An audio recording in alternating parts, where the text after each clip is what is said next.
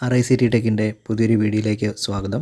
കുറച്ചു കാലം മുമ്പ് വരെ വിൻഡോ എ സികളിലും സ്പ്ലിറ്റ് എ സികളിലും ഐസ് പ്ലാന്റുകളിലും റെഫ്രിജറൻ്റായിട്ട് ഉപയോഗിച്ചുകൊണ്ടിരുന്ന R22 എന്ന ഗ്യാസിനെ പറ്റിയാണ് ഇന്ന് ഡിസ്കസ് ചെയ്യാൻ പോകുന്നത്. ക്ലോറോ ഡൈഫ്ലൂറോ മീഥെയ്ൻ എന്നാണ് ഇതിൻ്റെ കെമിക്കൽ നെയിം. ഇത് R22 അല്ലെങ്കിൽ ഫ്രിയോൺ 22 എന്ന പേരിലും അറിയപ്പെടാറുണ്ട്. ഇത് HCFC അതല്ലെങ്കിൽ ഹൈഡ്രജനേറ്റഡ് ക്ലോറോഫ്ലൂറോ കാർബൺ എന്ന ടൈപ്പ് റെഫ്രിജറൻ്റാണ്.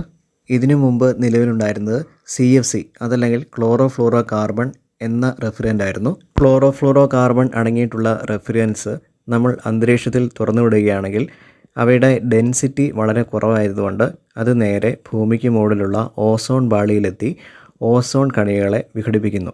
ഇതിനെയാണ് ഓസോൺ പാളി നശീകരണം എന്ന് പറയുന്നത്. അപ്പോൾ ഓസോൺ പാളിയിൽ അങ്ങനെ വിള്ളലുകൾ ഉണ്ടാകുമ്പോൾ സൂര്യനിൽ നിന്ന് ഭൂമിയിലേക്ക് അൾട്രാ വയലറ്റ് കിരണങ്ങൾ പതിക്കാൻ സാധ്യതയുണ്ട്. അപ്പോൾ അങ്ങനെ വരികയാണെങ്കിൽ അത് മനുഷ്യരുടെ സ്കിന്നിന് പുറത്ത് ക്യാൻസർ പോലുള്ള മാരക രോഗങ്ങൾക്ക് കാരണമാകുന്നു. ഒരു റെഫ്രിജറൻ്റ് എത്രമാത്രം ഓസോൺ പാളിയെ നശിപ്പിക്കുന്നു എന്ന് കാണിക്കുന്ന ഒരു പാരാമീറ്ററാണ് ODP എന്ന് പറയുന്നത്, അഥവാ ഓസോൺ ഡിപ്ലീറ്റിംഗ് പൊട്ടൻഷ്യൽ. 0.05 ആണ് R22 റെഫ്രിജറൻ്റ് ഗ്യാസിൻ്റെ ODP വാല്യൂ. അതുപോലെ തന്നെ CFC റെഫ്രിജറൻ്റുകളുടെ GWP അഥവാ ഗ്ലോബൽ വാർമിംഗ് പൊട്ടൻഷ്യൽ വാല്യൂവും കൂടുതലായിരുന്നു. ഗ്ലോബൽ വാർമിംഗ് അഥവാ ആഗോളതാപനം എന്ന് പറഞ്ഞാൽ ഭൂമിയിൽ ചിലതരം വാതകങ്ങൾ അന്തരീക്ഷത്തിൽ നിറഞ്ഞു നിൽക്കുന്ന സമയത്ത് സൂര്യനിൽ നിന്ന് വരുന്ന ഹീറ്റ് റേഡിയേഷൻ താപകിരണങ്ങളെ ഭൂമിയിൽ തന്നെ തടഞ്ഞു വയ്ക്കുകയും അങ്ങനെ ഭൂമിയുടെ ടെമ്പറേച്ചർ കൂടുന്നതിനെയാണ് ആഗോളതാപനം എന്ന് പറയുന്നത്. ഇന്ന് ലോകത്തിൻ്റെ പല ഭാഗങ്ങളിലും കാണപ്പെടുന്ന കാലാവസ്ഥ വ്യതിയാനത്തിൻ്റെ പ്രധാനപ്പെട്ട കാരണം ഈ ആഗോളതാപനമാണ്. ഒരു റെഫ്രിജറൻ്റ് എത്രമാത്രം ആഗോളതാപനത്തിന് കാരണമാകുന്നു അത് കാണിക്കുന്ന ഒരു പാരാമീറ്ററാണ് GWP അഥവാ ഗ്ലോബൽ വാർമിംഗ് പൊട്ടൻഷ്യൽ എന്ന് പറയുന്നത്. R22 റെഫ്രിജറൻ്റ് ഗ്യാസിൻ്റെ ഗ്ലോബൽ വാർമിംഗ് പൊട്ടൻഷ്യൽ എന്ന് പറയുന്നത് 1810 ആണ്. ഒരു റെഫ്രിജറൻ്റ് ഓസോൺ പാളിയിൽ വിള്ളലുണ്ടാക്കുന്നതിൻ്റെ പ്രധാനപ്പെട്ട കാരണം അതിലടങ്ങിയിരിക്കുന്ന ക്ലോറിൻ എന്ന് പറയുന്ന മൂലകമാണ്. CFC റെഫ്രിജറൻ്റിൽ അടങ്ങിയിട്ടുള്ള ഈ ക്ലോറിൻ മൂലകത്തെ ഹൈഡ്രജൻ എന്ന മൂലകം വെച്ച് റീപ്ലേസ് ചെയ്തുകൊണ്ടാണ് ഹൈഡ്രജനേറ്റഡ് ക്ലോറോഫ്ലൂറോ കാർബൺ അല്ലെങ്കിൽ HCFC റെഫ്രിജറൻ്റുകൾ വന്നത്.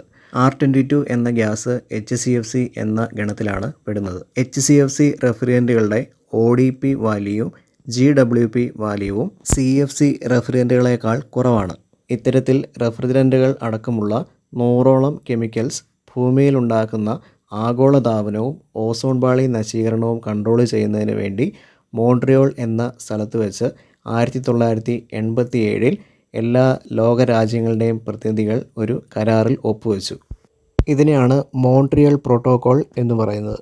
അതനുസരിച്ച് R22 പോലുള്ള റെഫ്രിജറൻ്റുകളുടെ ഉപയോഗം പടിപടിയായി കുറയ്ക്കാനും ഭാവിയിൽ അവയുടെ ഉൽപ്പാദനം പൂർണ്ണമായും നിർത്താനും വേണ്ടിയിട്ടുള്ള കരാറായിരുന്നു അത്. അതുകൊണ്ട് ഒരുപാട് വികസിത രാജ്യങ്ങളിൽ ഇപ്പോൾ R22ൻ്റെ ഉപയോഗം പൂർണ്ണമായിട്ടും നിർത്തലാക്കി. പക്ഷേ ഇന്ത്യയിൽ 2030ഓടെയാണ് ഇതിൻ്റെ ഉൽപ്പാദനം പൂർണ്ണമായിട്ടും നിർത്തുക. ഇപ്പോൾ ഇന്ത്യയിൽ പുറത്തിറങ്ങുന്ന ഒരു റെഫ്രിജറേഷൻ ആൻഡ് എയർ കണ്ടീഷനിങ് ഉൽപ്പന്നങ്ങളിലും R22 റെഫ്രിജറൻ്റ് ഗ്യാസ് ഉപയോഗിക്കുന്നില്ല. അതിനു പകരം ഹൈഡ്രോ കാർബൺ റെഫ്രിജറൻ്റ് ഗ്യാസുകളാണ് ഉപയോഗിക്കുന്നത്. ഹൈഡ്രോ കാർബൺ റെഫ്രിജറൻ്റ് ഗ്യാസുകളുടെ ODP വാല്യൂവും GWP വാല്യൂവും CFC HFC റെഫ്രിജറൻ്റുകളേക്കാൾ വളരെ കുറവാണ്.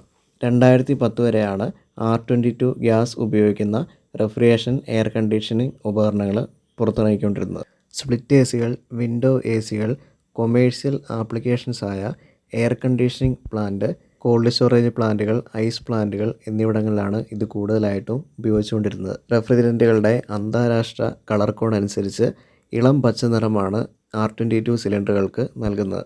ഇവിടെ കാണിച്ചിരിക്കുന്ന ഈ സിലിണ്ടറിൻ്റെ ഭാരം 13.6 കിലോഗ്രാമാണ്. 1 കിലോഗ്രാം മുതലുള്ള ഡിസ്പോസിബിൾ ക്യാനുകളിലും R22 റെഫ്രിജറൻ്റ് ലഭ്യമാണ്.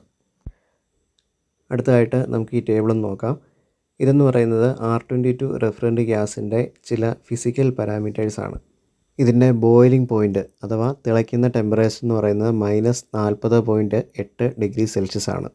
R22 റെഫ്രിജറൻ്റ് ഗ്യാസ് നിറച്ചിരിക്കുന്ന സിസ്റ്റത്തിൻ്റെ സ്റ്റാൻഡിംഗ് പ്രഷർ എന്ന് പറയുന്നത് 150 തൊട്ട് 155 PSI വരെയാണ്.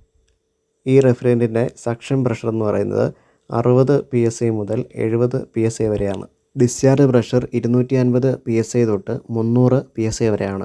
സാധാരണയായിട്ട് R22 റെഫ്രിജറൻ്റ് ഗ്യാസ് നമ്മളൊരു വിൻഡോ എ സിയിലോ സ്പ്ലിറ്റ് എ സിയിലോ ചാർജ് ചെയ്യുന്ന സമയത്ത് നമ്മൾ ക്രമീകരിക്കുന്ന സക്ഷൻ പ്രഷർ ഈ 60 PSIക്കും 70 PSIക്കും ഇടയ്ക്കാണ്. R22 റെഫ്രിജറൻ്റ് ഗ്യാസിൻ്റെ ഉപയോഗം വളരെയധികം കൂടാൻ സഹായിച്ചത് അത് ലോ ടെമ്പറേച്ചർ ആപ്ലിക്കേഷൻസായ റെഫ്രിജറേഷൻ എക്യുപ്മെൻറ്റ്സിലും ഹൈ ടെമ്പറേച്ചർ ആപ്ലിക്കേഷൻസായ എയർ കണ്ടീഷനിങ് എക്യുപ്മെൻറ്റ്സിലും ഒരുപോലെ ഉപയോഗിക്കാം എന്നുള്ളതാണ്. കൂടാതെ അവയുടെ ഫ്ലെയിമബിലിറ്റി വളരെ കുറവായിരുന്നു. തീ പിടിക്കാനുള്ള സാധ്യത വളരെ കുറവാണ്. ഇപ്പോൾ പുറത്തിറങ്ങുന്ന എല്ലാ റെഫ്രിജറേഷൻ എയർ കണ്ടീഷനിങ് ഉപകരണങ്ങളിലും ഉപയോഗിക്കുന്നത് ഹൈഡ്രോ കാർബൺ റെഫ്രിജറൻ്റാണ്. ഇവ വളരെയധികം ഫ്ലെയിമബിളാണ്. അതുകൊണ്ട് ഒരുപാട് സ്ഥലത്ത് AC, ഫ്രിഡ്ജ് എന്നിവ പൊട്ടിത്തെറിച്ച് അപകടങ്ങൾ ഉണ്ടായിട്ടുണ്ട്. പക്ഷേ ഇതുമായിട്ട് കമ്പയർ ചെയ്ത് നോക്കുമ്പോൾ R22 ഗ്യാസ് വളരെയധികം സേഫായിരുന്നു. അവ എഫിഷ്യൻറ്റുമായിരുന്നു. അപ്പോൾ ഇത്രയും കാര്യങ്ങളാണ് R22 റെഫ്രിജറൻ്റ് ഗ്യാസിനെ പറ്റി പറയാനുള്ളത്. അപ്പോൾ ഈ റെഫ്രിജറൻ്റ് ഗ്യാസിനെ പറ്റി എന്തെങ്കിലും ഡൗട്ട്സ് ഉണ്ടെങ്കിൽ ഇതിൻ്റെ കമൻറ്റിൽ മെൻഷൻ ചെയ്യുക. കൂടാതെ ഈ ചാനൽ സബ്സ്ക്രൈബ് ചെയ്യുക, സപ്പോർട്ട് ചെയ്യുക.